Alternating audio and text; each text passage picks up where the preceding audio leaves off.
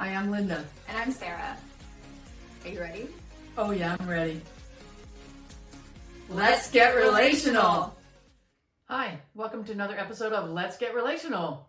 Today we are talking about coping mechanisms. We all have them. Yes. Some of them are healthier than others. The important thing, number one, is to know what yours are. Mm-hmm. And coping mechanisms are our responses to stressful situations. So what are some stressful situations you've had in your life this year? Well, not 2021, but in this last year, 2020. Everything. I mean, with the pandemic going on, like we've both experienced some just stress over pretty much everything of of the pandemic, of getting COVID, being careful of what we're doing, who we were spending any time with. Part of my stress was also coming from in finding the time to cope with all of the terror, I guess, and also making sure I still had time for friends and connecting with people. There's just a low level of anxiety that's constant. So that's kind of what I feel with everyone that I talk to, is that there's just low level of anxiety. And so it's finding ways to work around that. So I feel like I've done better in the last 20 something days of this year. Well, and we both did better in the last quarter of last year. But there was a time during that was extremely stressful. And it's not the only stress we've ever had in our lives. We've gone through relationship breakups. We've gone through not really knowing what we wanted to do next with our careers. We've gone through conflict with friends. Yeah, We've gone so through. Much has changed. Well, and these are just general kinds of things too. So I'm talking about the pandemic, but also just other stuff.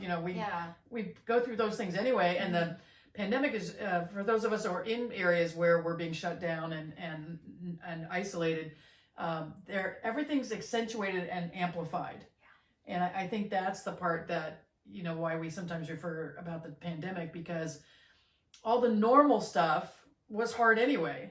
So going through a breakup, going through a change in family situation, going through a change in career, all of those things are hard enough as they are, but you just amplify it when you get to dealing with a pandemic. Because there are going to be fewer options, and the options that may be available are things that you may not want to do because of the pandemic. So there's just different ways you're thinking about things that you wouldn't normally be considering or thinking about if we weren't in a pandemic. Right. So whenever you think about stressful situations in your life, I want you to just take a minute and think about what those are.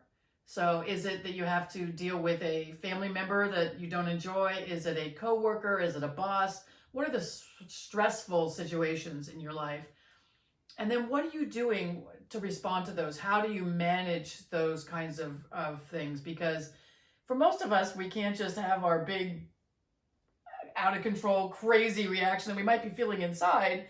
What is it that you're doing to deal with whatever those big feelings are? So think about it as, what are the things that cause you big feelings? Yes. Because big feelings often equal big stress. Yes. Indeed. And so a coping mechanism can help you feel safe. It can help you feel in control. It can help you feel protected.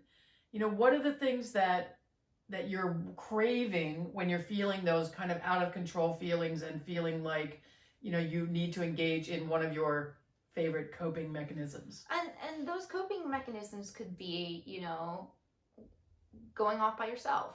You need some alone time. Maybe you want to go watch a movie that you've seen 30 bajillion times. You can recite every single line of, gonna go read a book, painting, drawing, whatever it is that sort of helps you settle those feelings and can sometimes help you process them. So what are the things that you're doing now? However, sometimes coping mechanisms can also lead to burying those feelings. So what are also the things that you're doing to distract yourself from the feelings that you're having? Do you shut down? Maybe you do go still watch the movie that you've seen 30 bajillion times, but it's because you get so focused in it and you don't have to think about anything else, that, you're ignoring what's going on inside of you. So there's a couple of two different ways you can approach coping mechanisms. So. Well, and you're always at a choice point. So you can choose the one that you've deemed now a little bit unhealthy. You can choose the one that isn't one you want to be using all the time. But do it from a sense of choice point and a sense of personal responsibility, and setting whatever boundary you want to have with yourself and with other people in your life. What is it you're choosing to do to react to this moment? I was just reflecting when you were talking about, the movie you've watched 30 bazillion times. I don't think ever in my life, in the time we've been online, have I seen so many people asking other people for their favorite shows on Netflix or Amazon or Hulu or whatever. Ever. I mean, I don't think I've ever seen so many people burying their stress in binging a new show. And so that can be healthy or unhealthy. It depends on you. Mm-hmm. I have days when I just need that kind of shutdown, and I need to have something that is creating some other talk in my life. And other people, that isn't very healthy for them. That really isolates them more, and it makes them feel worse. So you got to look at the healthy and unhealthy mechanisms from the perspective of what feels good for you in the moment and what feels good later. So, drinking that 6-pack of beer or bottle of wine might feel really great in the moment, for those of you who found your drinking elevated during this time. But how do you feel afterwards? Are you feeling okay when you sleep? Are you feeling okay the next morning and you wake up?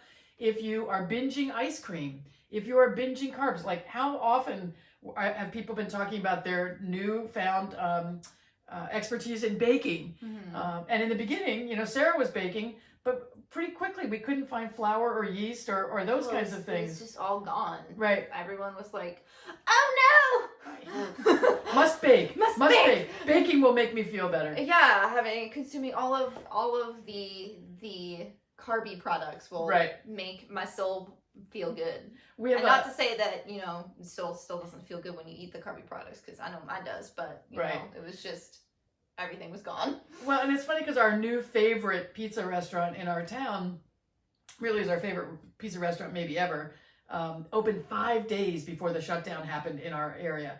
So no more in-person dining. I think they had a minute where they were allowed to have outdoor dining, but they just opened. But it really shows you how much people were craving that kind of comfort food. They didn't miss a beat. They have just been super successful. They changed their business model. So their coping mechanism was to provide us with things that we love, and things that make us feel good. And so for a lot of us, we did some of those kinds of things, which in other times of our lives, we would say are probably not the healthiest choices. Mm-hmm. Pizza, bread, those kinds of things. And so in the moment, they were okay. But for how it made us feel later, for a lot of us, when we eat too much of certain foods, we feel lethargic. Mm-hmm. We don't feel like our brain is firing with all the neurons. We don't feel like we've got the same kind of energy. It's like, and it affects sleep. Alcohol, caffeine, all of those things affect our anxiety and our sleep. And so really looking at the kinds of mechanisms you're using to cope and decide which ones are better for you now. Because I think that's the thing we're really looking at during this recovery from quarantine, and hopefully during this year we'll see some significant changes all around the world. And so we can start to feel like we're able to make more of those healthy choices, more of those healthy kind of coping mechanisms. So what I started doing is started adding in some healthier ones. So I started walking. And for a while we weren't allowed to go to our parks. We could only walk in the neighborhoods. I found a friend that had a vineyard behind her house. We got permission. We walked in the vineyard, and not everybody had these options, but it's what worked for me. And so then I ended up getting an exercise bike, and I thought about it, and finally I just did it. And it was one of the best things I could have done, because we ended up with being indoors because of smoke. We ended up being indoors because of COVID quarantine. And so it was really helpful to feel like I had some outlet for that. And so I found all the most positive, loving instructors I could find. I was not motivated by the ones who were like yelling at me to do better and you can do this, work harder. I wasn't motivated by that at all. I was motivated by the ones who were loving me into being more caring for myself. And there's a phrase that one of them uses is, feel other people's hands on your back, put your hands on other people's back, show people you're there to support them. That's what motivated me. That became a healthy mechanism for me. And not to overdo it. I've seen some people like spending 4 hours a day, and for them that may be healthy. For me, that would not be healthy. It wouldn't feel good in my body, and I would feel like there was a lot of other things I was missing out on in my life. But for me, the exercise part became much more of a healthy mechanism. And I realized during the smoke periods that I was spending way too much time indoors because I was not able to be outside because the breathing was too hard for me. But I realized how much I miss nature. And so after I got into this habit of doing most of my exercise on my bike, I realized I had to get it back outside again. And I was just talking to a friend the other day who's in a winter environment, and she was saying that she has to go out, even if it's for a 15-minute walk, even though it's cold out, just so she's out in nature a little bit more, because that's incredibly grounding for most of us. And so I started mixing in that. We started playing pickleball with each other and then with friends. And super easy, super inexpensive sport to get into. And it's not, they don't have courts everywhere, but there are things you can do to kind of change a tennis court into a pickleball court temporarily. So that's some of the ways that we started looking at, the ways we were isolating, the ways we were using food or drink, the ways we were just kind of withdrawing in a lot of ways, I think. That became our unhealthy mechanisms. And then we started adding in some other things that felt healthier because we knew we were always at choice point. And that's the part that I can't emphasize enough, is that you are always at choice point. And there are days I choose the unhealthy thing. I choose to, I had a day last week when I was feeling really sad about somebody, and I could have made a different choice. I was totally at a position where I could have, but I had some pizza, some beer, and some ice cream. Those were all my guilty pleasure kinds of things, and I felt fine about doing that. I don't do it every day. And it just felt good to just let go of some of those feelings. And most days, these days, I allow myself to have all of that flow. And sometimes you just need a break from the feelings flowing. And to do it in as safe a way as possible is what I'm saying, is like to make bagels or to make bread. Yeah, that's my plan this weekend. Yeah, yeah. But for a while, you were baking bread products and carby things like every single day, and now you've mixed in a lot of other things for your coping mechanisms. And it was just, and the most important thing to remember, it's going to be different for every single one of you, of what's going to feel good. You know, eating a lot of bread might be good one week, and the next you're like, no, I'll move on to something else. It's going to be different for each and every one of you. It could be you're listening to a lot of very, gloomy music. That's broody music. That's this me. Is one broody music. A lot of broody music. Yes, that's my thing. My jam. But and for a while, and then you move on to something that's maybe a little lighter, which happened to me. So, but I still dive into the broody because that's still my jam. But it's just going to be different for each one of you. So consider what makes you feel the bestest, what makes you feel the most good. And then, kind of create a little ranking chart of what doesn't make you feel as good later on. And then, see what's working for you, because we all have bad weeks. We have bad days. Some of you might be having a really bad month or really bad months. So it's do what you need to do to take care of yourself, and do what you need to do to feel good when you can. And it's going to be different. It's going to change. Well, and bring it all to a conscious level. No. So I think what happens is we have these coping mechanisms that are pretty unconscious. It turns out to be 4:00 in the afternoon. It's like, oh, time for a drink.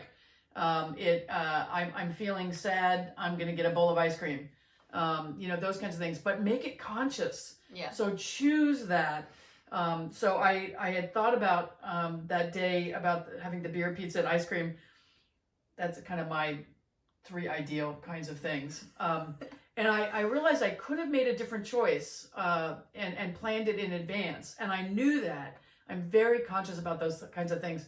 But what I decided to do was I'm not doing this very often anymore. I wanted to give into that, and that I was going to do it in a conscious way. And it was so much more empowering than doing it unconsciously. And so whether you're going to eat a bowl of cereal that you don't usually eat, or you're going to eat a bowl and a half of ice cream, which you don't usually eat, do it consciously and just choose that behavior. It feels so much more empowering.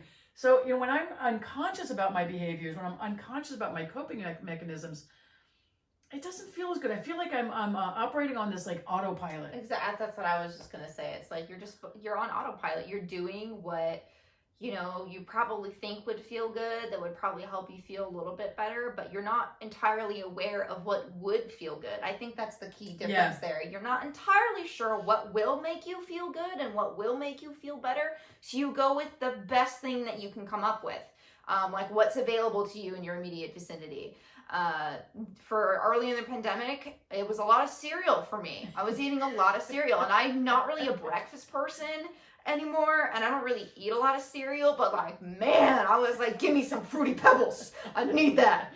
So like, I was thinking a lot of ice cream. Those are my sugary delights that I go towards. But I just got to a point where I was like, I don't need that anymore. Like, I don't need to do that because it tasted really good, in the moment, because it was sweet and sugary and like raised my spirits for a little bit. But there was other things that I could do that would actually help me over time in a larger scale than just eating a bowl of Fruity Pebbles, for dinner or dessert. Midway between breakfast and lunch, midway between lunch and dinner, whatever it was. There were a couple of days in there, I think I had like 3 bowls, like in one day. So I was like, give me some Fruity Pebbles, but I digress. And I think the shock of certain things, so the shock of the pandemic, the shock of a loss of a friend, the loss of a parent, there's been so much loss this year. Mm-hmm. And it's different because we're not able to gather together the way we usually do. And gathering together online is great in a lot of ways, but it's not the same. It's not the same as being with your community and hugging each other and being able to have that physical touch that so many of us need. And so to consciously start choosing what those coping mechanisms are going to be, to say, okay, when I have had a stressful day at work, I'm not coming home and hitting a bottle first thing. I'm not coming home and opening that ice cream carton. I'm going to here's my list of the things that make me feel good. During a particularly stressful period of my life, I used to have a Post-it note up for myself of things that make me feel good. And they were funny things like going to a home improvement store and walking through the aisles. I owned a house at the time, and it was really fun to do projects. And it was very comforting for some reason. I don't know. Having a full tank of gas, taking a shower. There were easy things that didn't cost me a lot of money. I didn't have to buy anything at the home improvement store. And I wasn't one of those people that couldn't go to a store and not buy stuff. Certain small chain grocery stores, like local stores that just have a really positive vibe. I just identified the things that make me feel good that could be better choices than some of the other choices that I could be making. And I think that's the part that, as you look at your coping mechanisms now, become very conscious of what you are unconsciously choosing to cope with. Identify the things that are your coping mechanisms. We don't even always know what they are. Yeah. We don't. And there's some that are also very self-damaging as well. There are plenty of coping mechanisms out that are self-damaging when you're so unable to process your own feelings that you can resort to self-harm, eating disorders, controlling that kind of thing, a lot of drinking, excessive drinking. There's a lot of ways that we try to drown ourselves in either pain or other things, like trying to numb. It's trying to numb the feelings that we're having because we don't want to deal with it or we don't know how to process it. So there's also being very aware and seeking help when you are reacting to things in that way. That it's very important that you may not want help right now, but that's not something that you can sustain for forever. So yeah, I realized at the start of the pandemic that every coping mechanism I had that was super healthy and super good for me was taken away. And so I love doing breath work, but I like doing it in person. So I've done it online with my teachers, but for me, breath work with someone else, face to face in a room, was way more empowering. There's some water work that I've done and massage. Those things were all things that were super helpful for me to process feelings and move them through my body. And it was all gone within a couple of weeks. All the lockdown happened.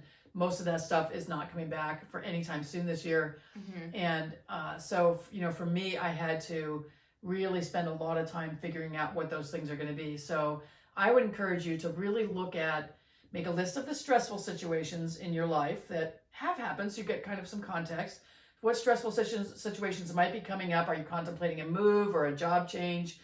Something happening in your family? What are the things that are the small things and the big things that you use for coping? And then identify the healthy behaviors that you're using to cope and the unhealthy behaviors you're using to cope, and decide how often you can choose the unhealthy ones. Because there's certain unhealthy ones maybe you want to give up entirely, so you will know what those are. And so look at those. But really having that list of things that are better to choose from. I would much rather see people drowning in a TV show binge than over drinking or overeating sugar. And that is it's a little hypnotic. It's not the best thing for you, but choose the level of unhealthy that you want for yourself in those times when you cannot choose that healthiest option. Lots of us know what we should eat all the time. We know we should have lots of leafy dark greens, and we know we should eat more vegetables, and we know we should eat in season and organic, but a lot of us don't do that. And so it's like ranking what the things are that you're going to allow yourself to indulge in. Any more? I think that pretty much sums it up. I think we are complete for today. Yes. And until the next time, we love you. Mwah.